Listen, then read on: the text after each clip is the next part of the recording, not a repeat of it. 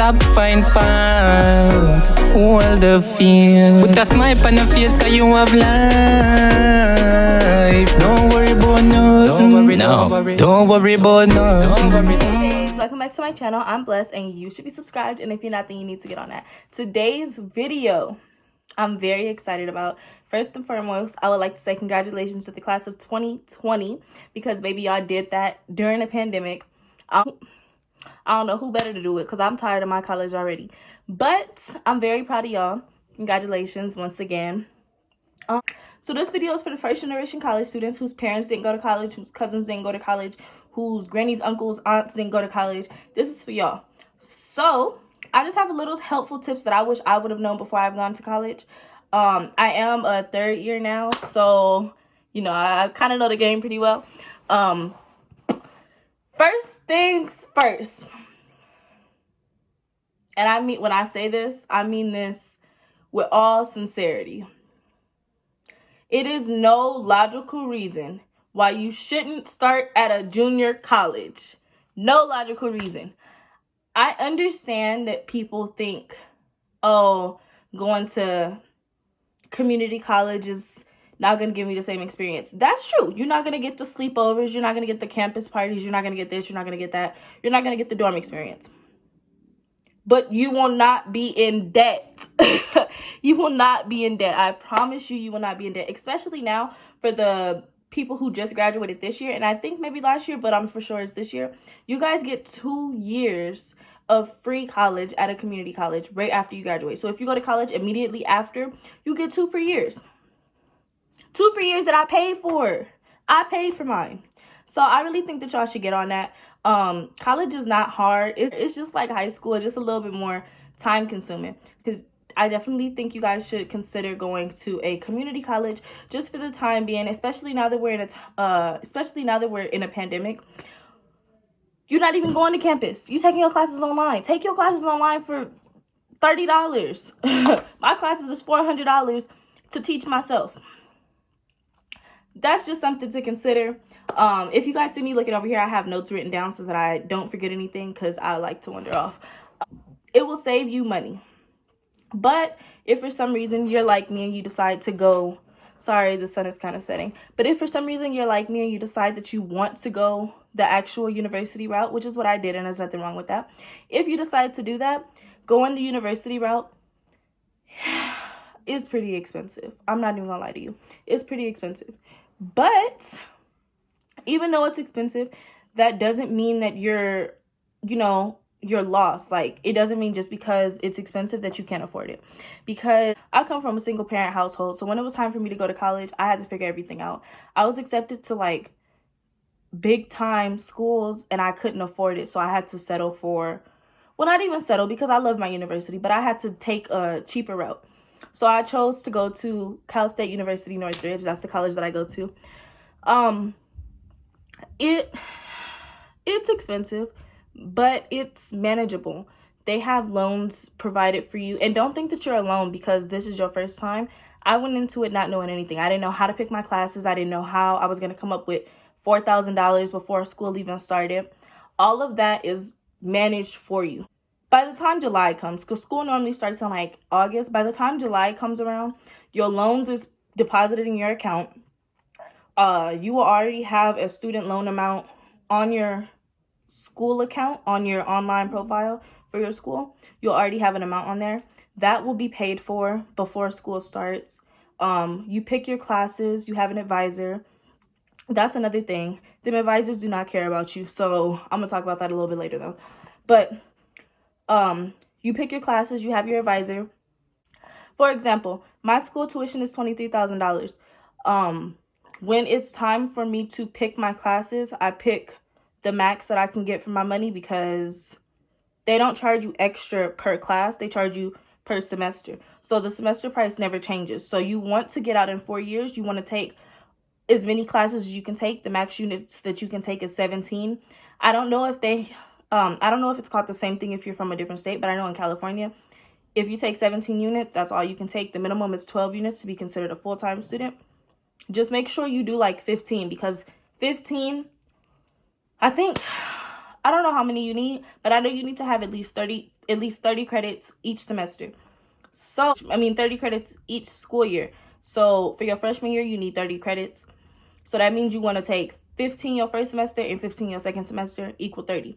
But it would be smarter to do like 17. It's not that hard. You can do an online class with it. It really is up to you and your work ethic. College is all about time management, so you're gonna need to manage your time wisely. There will be parties. You're gonna want to go out and party with your best friend because she's a kinesiology major and you're majoring in math. You guys aren't gonna have the same schedule. You guys aren't gonna have the same classes. You guys are not gonna have the same workload. Your major will dictate how much you do.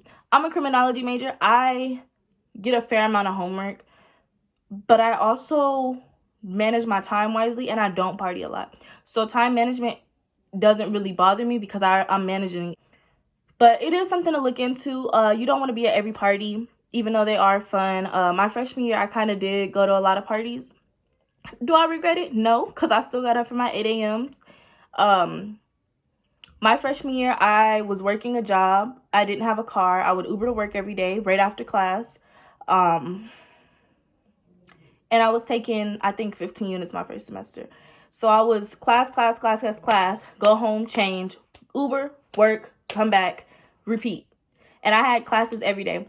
Now that I'm my sophomore year, which was last year, or which was the year we just left, I only had one campus class, so everything else was online. That was a lot easier. I still had a job. But my time management was a little bit easier. I was able to just,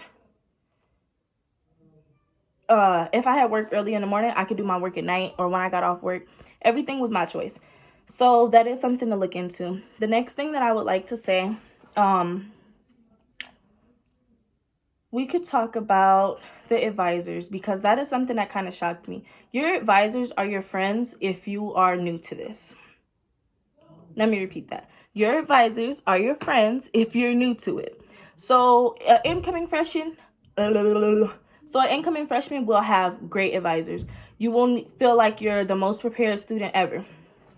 You'll go to your little workshop for the beginning of your semester. You will meet your advisors. You'll pick your classes. Great. You would think that that would continue on because you're still new to it, and it doesn't. So your first semester, they come to you. Your second semester, you have to call them to make an appointment. Your third semester of college, which you should be a sophomore, they will not call you. You call them, you make your own appointment. If you don't call them, if you forget and you think that they're going to call you, you will not get a call. You will not know what classes to pick. The great thing about this is when you go to your first appointment, they usually give you a list of classes that you can choose from. You can take that and choose from that list until the end of your sophomore year. That's called your general education requirements. Your general ed can be taken even at a community college. That's why I said it would be smarter to go to a community college because general ed it's high school all over again. It's high school part 2. Taking your general ed classes can be taken online. They can be taken in person. And they're usually 100 to 200 level classes, and they're super easy. So with that, of course, you have to take your major requirements in between your general ed and along with, but it's never overwhelming. The first 2 years of college are always the easiest. So, the first year of college, you're kind of getting acclimated, but it is extremely easy nonetheless. The second year, like I said, you have to be on things a little bit more. My second semester, first semester, when I was the first semester of my sophomore year, that was a little bit harder for me. Grade wise, I still did good, but I think I was taking like a hard class or something. Like that second year was a little bit harder than my first year, but nonetheless, it was still easy. You figure everything out because you'll find your pace. You'll find what works for you. If you decide to live on campus, you can have your roommate. Like me and my roommate, we took classes together. So when it came down, my roommate is a journalism major. So when it came down to us writing tests and stuff, writing essays, I would always, ask her for help. Like, well, am I doing this right? And vice versa. She would ask me things too. So it kind of works out good if you dorm on campus for those reasons. you have the extra help. It's like a support system. I personally like living in apartment style dorms rather than the single dorms where it's 2-to-1 room, you don't have a kitchen. But that's another story. I wish I would have started YouTube a little bit sooner because I could have did a room tour to show you both my rooms. Yeah, but I didn't. If you qualify for financial aid, once again, you do not have to put the money up front. So it's really just a matter of you're getting ready to leave home. You know, this is your first, for most people, this is their first time leaving home. You're kind of scared. You don't know what to expect. You don't know what your roommate is going to be like. It's a lot of things to consider. You will not have to worry about putting up money up front. So really the only thing that you're stressing about is, okay, for a lot of you guys, it's your first time leaving home. So, oh my gosh, I'm leaving home for the first time. Will I be able to do this right? Will I be able to do this right? You're learning to trust yourself while being around others, while being around strangers. It's your first real experience at adulthood. And it is, like I was saying, a lot of the times, it's a freeing experience. I know the pandemic cut right in the middle of my semester and I had to come back home. When you're in college, you can do what you want without asking, especially if you dorm on campus. So that's something that's always fun to look forward to. Don't go buck wild with it, but you young, it's college. You do what you want, boo. The next thing that I would like to talk about is a refund check. Oh my gosh, I wish I would have known this. So, like I said, financial aid covers everything, but it depends on how much you make. So if your EFC is 0, that's something that you will see at the bottom of your FAFSA. It's the expected family contribution, EFC. If that is $0 on your FAFSA, then you will get the most back from your university. That does not mean that they will cover a $23,000 tuition. They will give you, well, they give me $17,000. So I have to come up with the rest. So what I do is I take out a $3,500 loan or something like that. Maybe they give me like $20,000 and I just take out like $3,500 or something. Giving me that loan, I realized that depending on what I already owe, if I don't owe anything at the time that I apply for that loan, that money gets put back into my pocket.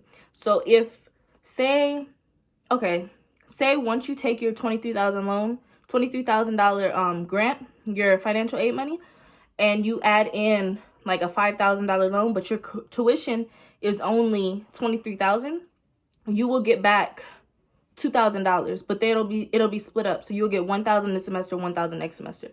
And that's considered a refund check. So you get those if you have extra money left over from FAFSA.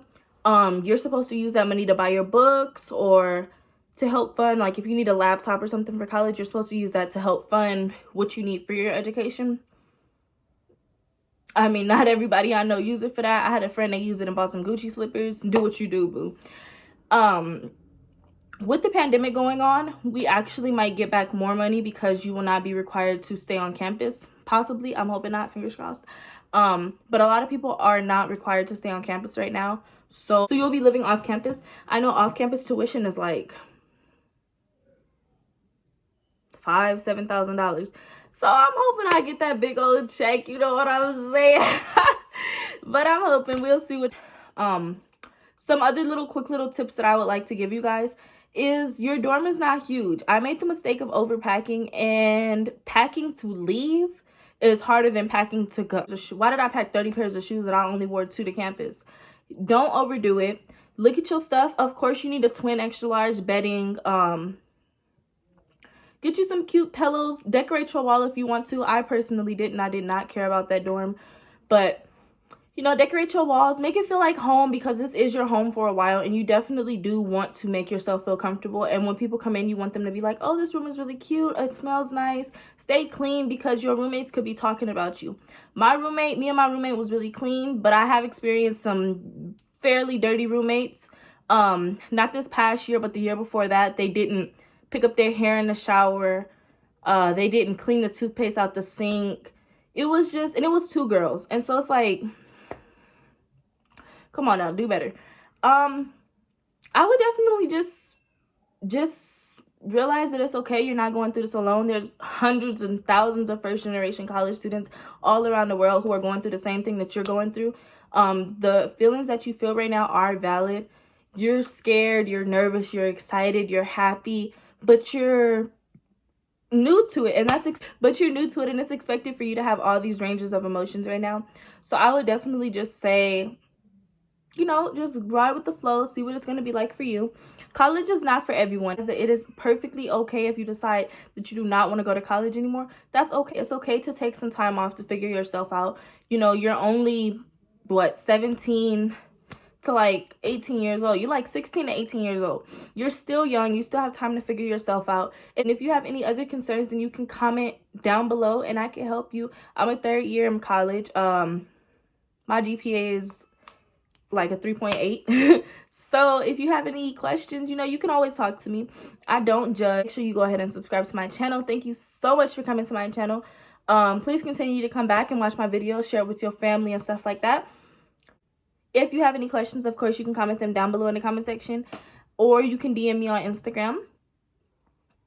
Either way it goes, thank you so much for coming back to my channel. Love you all. Bye.